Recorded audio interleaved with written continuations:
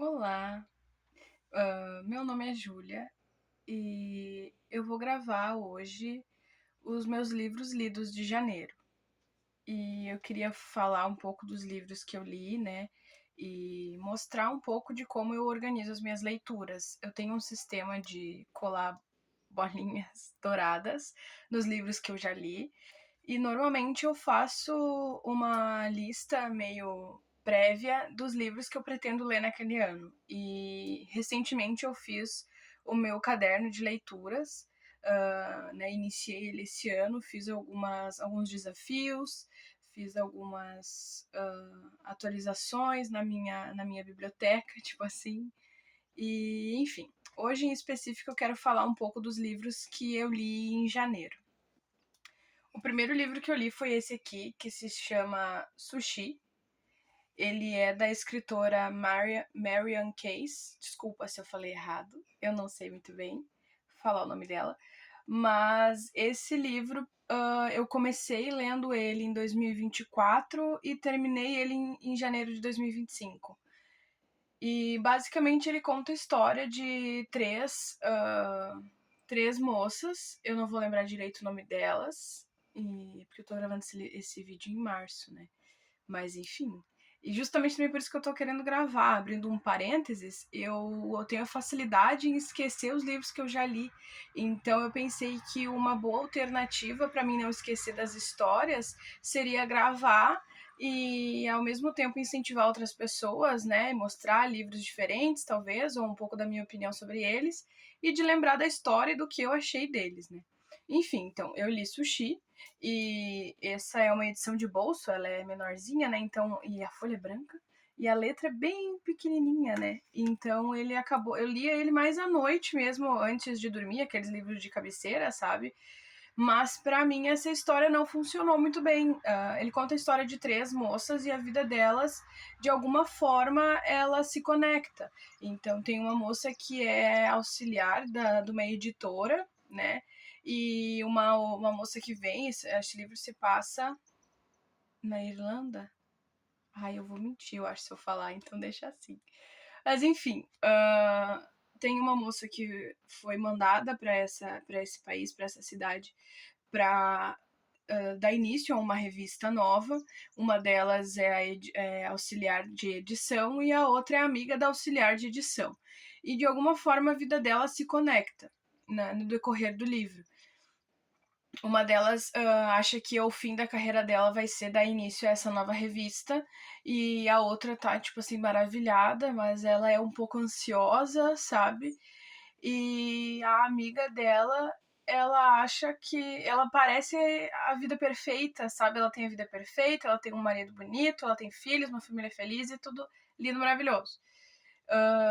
Mas na verdade não é bem assim.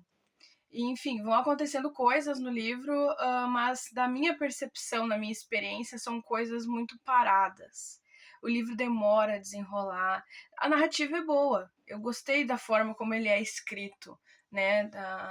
Parece que consegui me colocar na posição de cada personagem conforme o livro foi passando. Mas a história, de um modo geral, o enredo, eu achei muito demorado, muito difícil de entrar na história, sabe? Era superficial demais para mim, não me pegou no coração, sabe? Então eu acabei dando 2, 3 estrelas para esse livro porque para mim ele não funcionou. E é da mesma autora do livro Melancia, não sei se eu cheguei a falar, acho que não, mas é da mesma autora de Melancia e há muito tempo atrás eu fiquei muito interessada em ler Melancia, mas acabei não lendo. E aí tive a oportunidade então de ler o Sushi, mas para mim não funcionou. Mas né, é uma boa leitura, tipo uma leitura para relaxar, para não precisar, né, não vai te envolver muito, é uma leitura, digamos assim, pelo menos para mim, né? Espero que quem tente ler tenha uma boa impressão do livro, uma experiência diferente, né? Enfim, o próximo livro que eu li foi esse aqui, que se chama A Morte é um Dia que Vale a Pena Viver, da escritora Ana Cláudia Quintana Arantes. E esse livro aqui para mim foi maravilhoso. A experiência que eu tive com ele foi maravilhosa. E a Ana Cláudia, ela é médica e especialista em cuidados paliativos. Ela se especializou nos cuidados da reta final, digamos assim. E ela traz uma visão para isso que aqui a gente, no Brasil, no caso, a gente tem muito pouco olhar, né, para os cuidados paliativos. É muito negligenciado, por assim dizer, né, essa parte da medicina. E ela traz um novo olhar para a morte, para a vida, sabe? É um livro muito interessante. Eu indicaria para todo mundo, né? Todo mundo deveria ler pelo menos uma vez esse livro, estando passando por um momento de luto ou não. É um livro que faz a gente refletir sobre a vida, sobre o que a gente está fazendo ou como a gente está fazendo, né? E, enfim, é um livro que traz bastante reflexão sobre o como a gente lida com esse momento de morte, né? Ou de, enfim, reta final da vida. E ela sempre comenta bastante que esse é um. Daí vem o título, que esse ainda é um dia que vale a pena a gente viver, que não necessariamente tu precisa estar desacordado e, né, sem poder ver as pessoas que tu amou a vida toda, ou enfim, né? Então, eu acho um livro super interessante e indico muito. Esse aqui eu acho que eu dei 5 estrelas, porque para mim valeu super a pena, e ele é um livro mais curtinho, né? Mas valeu super a pena e eu indico para todo mundo. Pra pelo menos ler uma vez. E o próximo livro que eu li é A Livraria Mágica de Paris, de Nina George. Esse livro, a capa dele é sensacional. Eu sei que, né, tem aquela do não julgo o livro pela capa, mas a gente sempre acaba julgando. E esse é um livro, eu acho ele muito lindo. Esse livro fala de um rapaz, de um senhor, de um homem. Acho que eu considero ele um homem, tá? Que ele tá passando por um momento complicado da vida dele fazem 21 anos. Ele é como se ele vivesse um luto há 21 anos. E o nome dele eu acho que é Monsieur Perdu, eu não sei se eu falei certo. Mas enfim, e ele se considera um farmacêutico literário. O livro se passa em Paris, né? Então ele tem o barco livraria dele no Rio Sena. E ele a função dele, digamos assim, é prescrever livros para os anseios e angústias das pessoas. Então, ele não indica medicamentos, ele indica livros. E fala muito sobre o poder que os livros têm sobre nós, de curar as nossas angústias, né? De fazer a gente sair da caixa, por assim dizer, em alguns momentos. Mas, enfim, o Monsieur Perdu,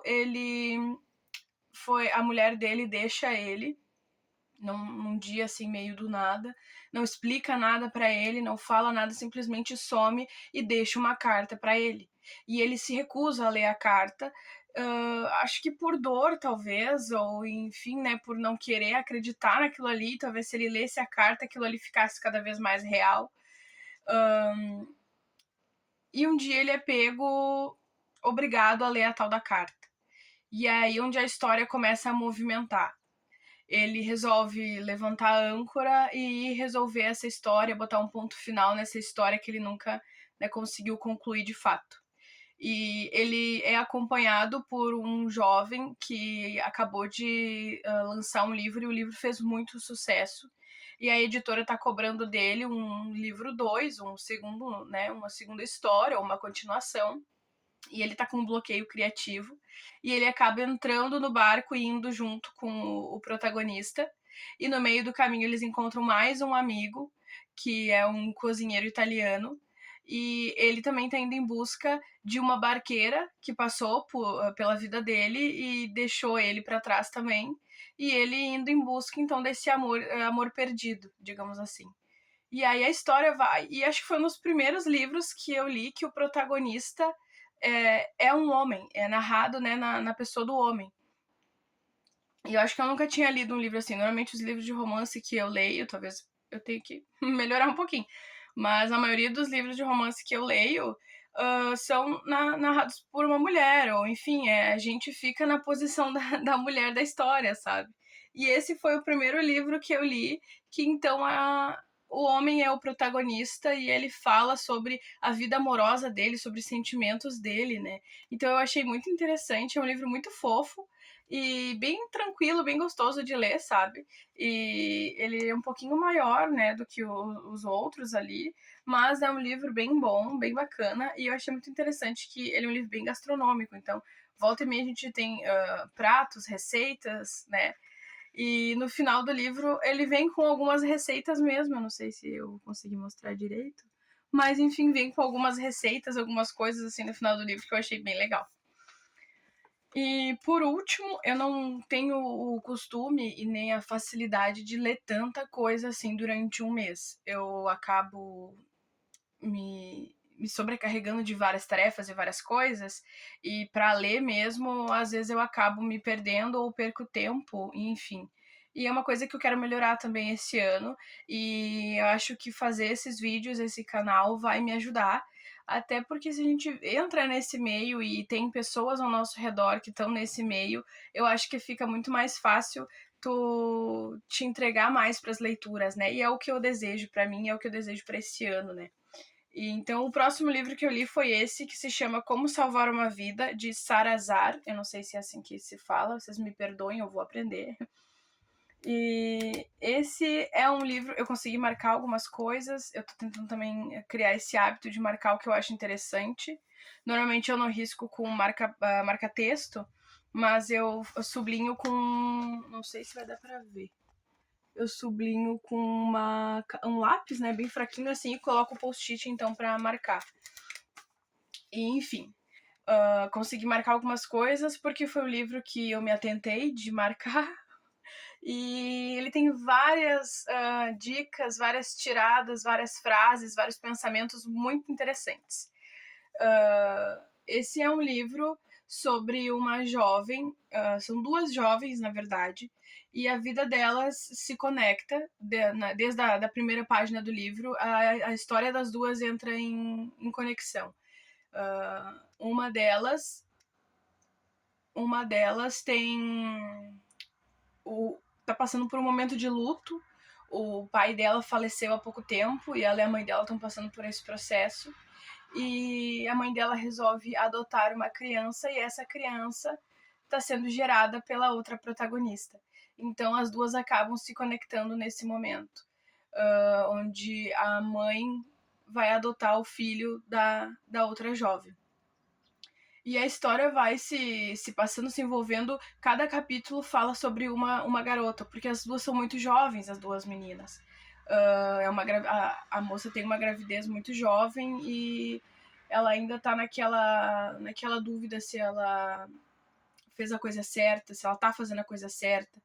E ela resolve, então, doar a criança, mas ela tem algumas regrinhas que ela impôs e assim o livro vai se passando e vão se desenrolando as histórias, alguns segredos que não foram muito bem revelados, e eu achei uma história muito interessante, mas eu confesso que para esse livro eu dei 4 estrelas, porque ele não é um livro muito.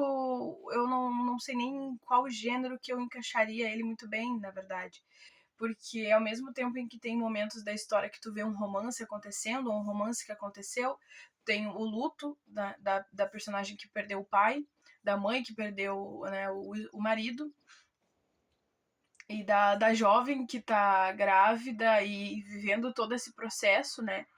E, enfim, eu achei o livro muito interessante no fim das contas, né? Me pegou um pouco. Eu nunca tinha lido nada muito assim, nessa pegada meio confusão familiar, eu diria, né? Eu li poucas coisas nesse sentido.